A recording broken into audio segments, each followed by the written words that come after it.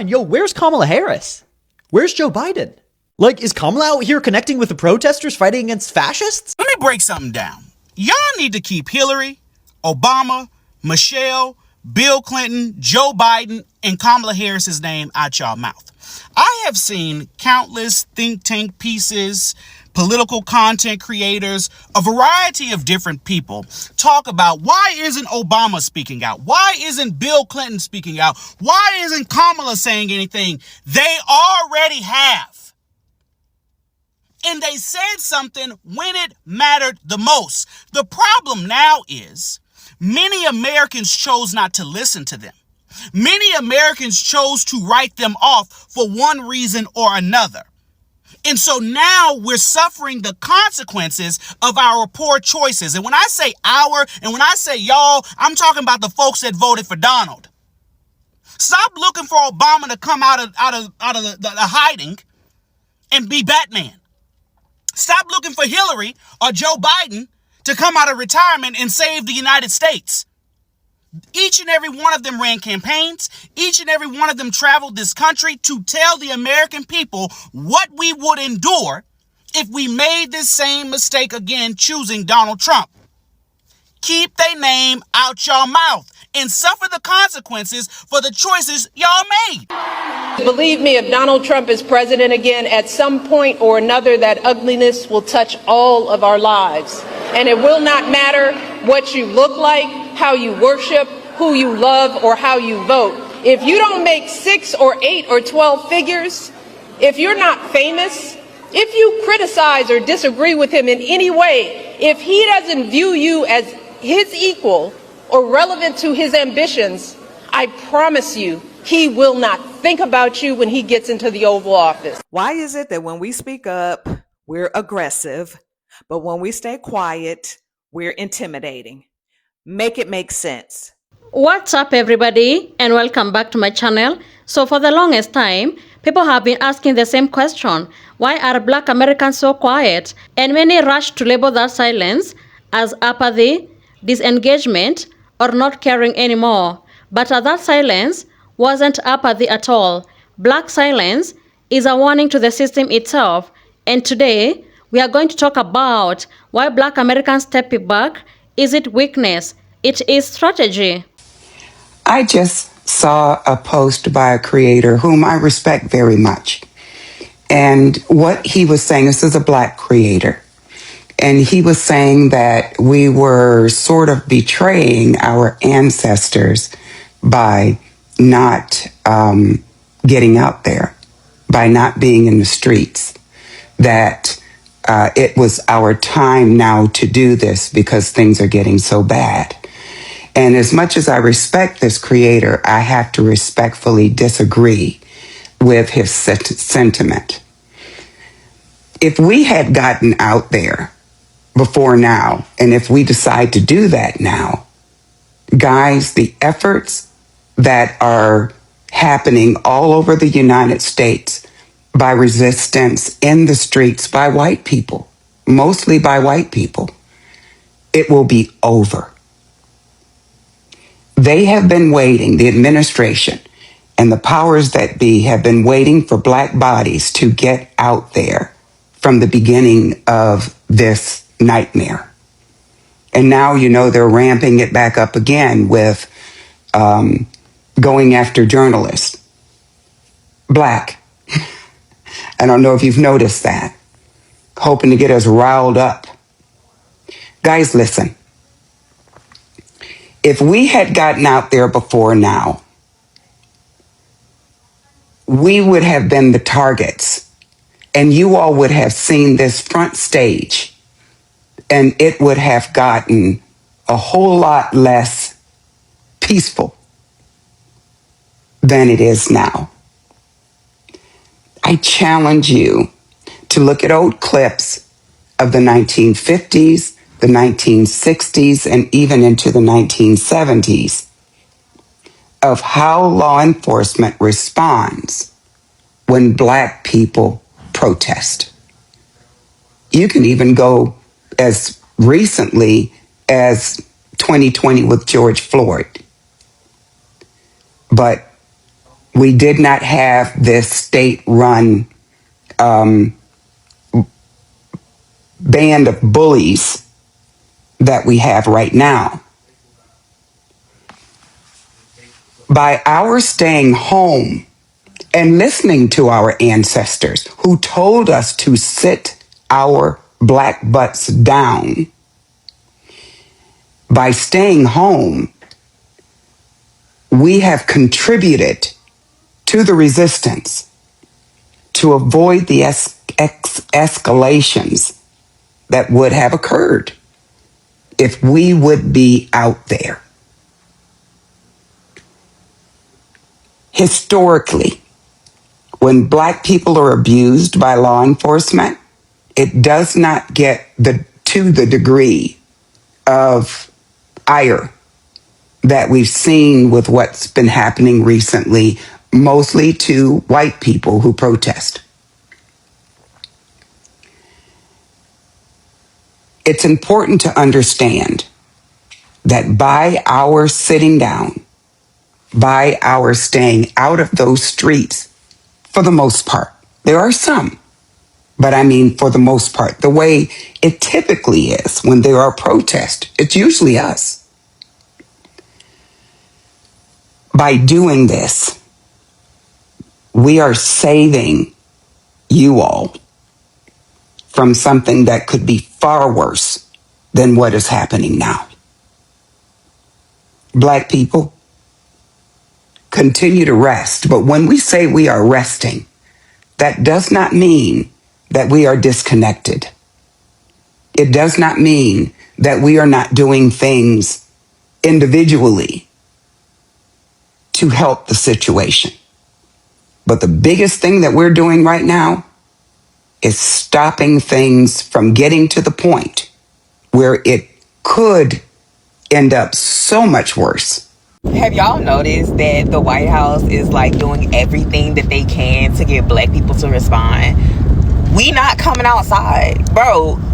In November, when the 92% and the 78% said we're not coming outside, like y'all got the next 4 years, we meant that. And I feel like they're just getting more desperate with like the attempts of emotional rage baiting, like with the monkey AI video. Like, what? But mark my words, before the end of his term, Donald Trump is going to say that word on national television before this is all said and done. Mark my words. I really don't know what they want black people to do because I voted. I did the most tangible thing I could possibly do to try to help this nation on a statutory level, on a legal level, on a social level. I voted. As a black man, I voted. I voted for Kamala Harris. I did not vote for Donald Trump. And the way things are turning out, the way things are shaping up right now, don't look at me, okay? I'm not here for injustice. Don't get me wrong. I do not stand for injustice. It's wrong anywhere and everywhere. But at the same time, I did my part. If you didn't do your part, don't ask for my help. Go reconcile with what you did. You got to eat that, all right? Lay in that bed that you made. Because I'm not going to sit up here and try to pick up the pieces for a mistake you made that people warned you that it was a mistake. We warned you what he would do. We laid it out. We gave you statistics. We gave you laws. We gave you Project 2025, did the research for you. We keep continuously doing homework for you, and you don't learn. So, since you didn't want to learn it the easy way, you're going to have to get this lesson the hard way. And it sucks because we all got to suffer. But guess what? I'm not going to suffer the same way you are. I'm going to try to find as much peace as possible. You get help wherever you can. Child, it's been a while since I've addressed the white folks. So I wrote them a letter. And it goes a little something like this. Dear white people, during the November elections, black folks tried to warn you. Not because you deserved it, not because we're psychic or dramatic, well, some of us are, but because we recognize patterns. We've lived under this government who use fear, propaganda, and projection to justify harming us. Baby, every time black folks spoke up, we were dismissed. Yeah, we were. And I want to bring to your attention that dismissal didn't happen in a vacuum. It's been reinforced century after century after century by a government narrative that taught this country that black people are dangerous and untrustworthy, uneducated, criminal, and above all, disposable. Baby, those projections were never about truth. They were about justification. Justification to police us, justification to surveil us, justification to ignore us. Black folks have said this for generations. What happens to one group will eventually happen to others. And somehow y'all have written his story, but you haven't read history. And now look at you. Looking how you looking. As we fast forward, you're watching those same tactics expand. The same language, the same fear narratives, the same consolidation of power. And baby, this time, you're on the agenda too, because that's how fascism and authoritarianism actually work. Not through chaos, not at first, but through smoke and mirrors. An illusion of control, an illusion of safety, an illusion that you will be exempt. Many of you were okay with the way we were treated, and you knew it wasn't right, but you turned a blind eye. And baby, you fell for the illusion, not because you're unintelligent. I mean, some of you are, but because projection made it easier to distrust the warnings than to interrogate the power behind the message. And baby, let me be clear. I can't promise you that the black community is going to help you out on this one, because then you won't learn the lesson. You won't learn it. But what I will say is this. Run that thing back. Revisit the warnings. Remember what we tried to tell you. Read the history, because history was offering you a warning on a silver platter. Baby, you chose not to listen, and now you got to learn the lesson.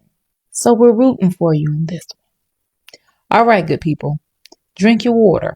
Stay rooted, real, and knowledgeable. And mind your black business. Happy Black History 365. And I'll see you next time.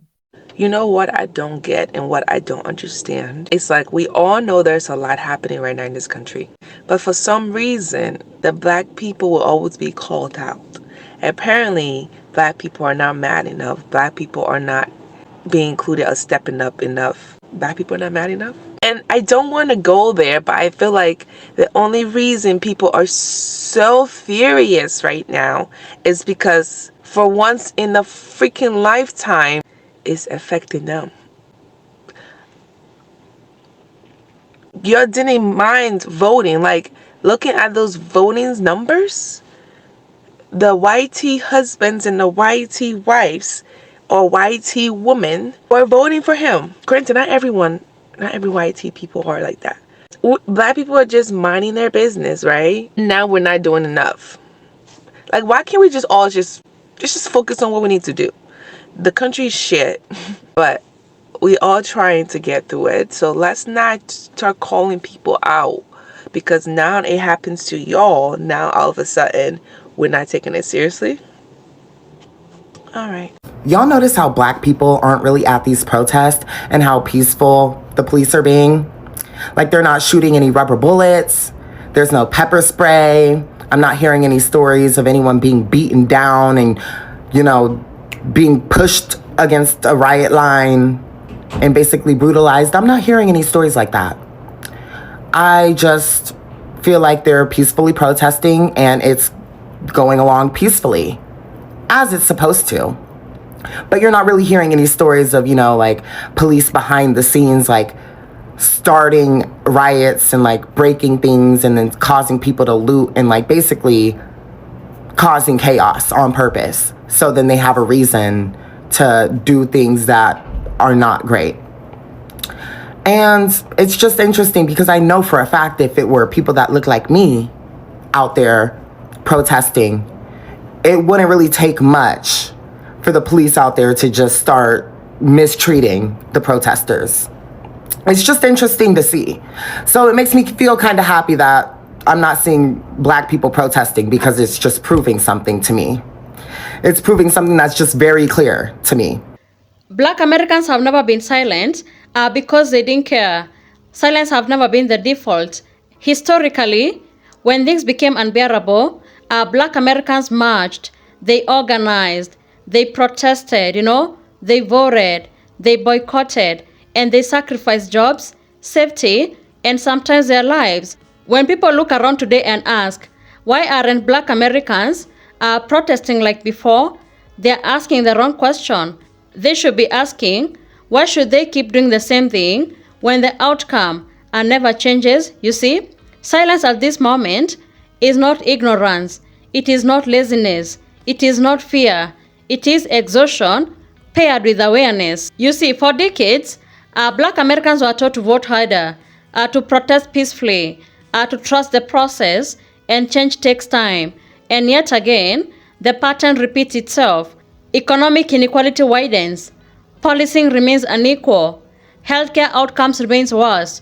Education gap persists. So eventually, a community reaches a point where it says, we explained enough, we marched enough, we warned enough. So silence becomes a message. And when Black Americans stop showing up to save the system from itself, cracks begin to show. And look around, people are suddenly panicking and asking, why aren't they protesting, Why aren't they defending democracy?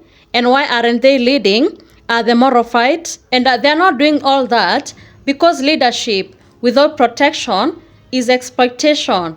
Because being a conscience of a country that refuses accountability is draining, you see? And so silence becomes boundary. So silence now says, we will no longer publicly bleed just to prove injustice exists. We will no longer perform pain for your awareness. And we will no longer be summoned when things only fall apart. And that's why this moment feels different. Not because Black Americans stopped caring, but because they started prioritizing survival, dignity, and discernment. They are saying, we see everything and we choose ourselves. And that choice makes people uncomfortable because the system has always relied on Black Americans to be the alarm bell, to protest fast, to warn fast, to sacrifice fast. So when the alarm goes quiet, people panic. So to summarize all this, Black silence is not surrender. It is clarity. It says, we warned you before. We organized before. We showed you the consequences before. What happens next is no longer our burden alone. So thank you so much for tuning in. Be sure to like, subscribe, and share. Have a good one. I'll see you in the next video.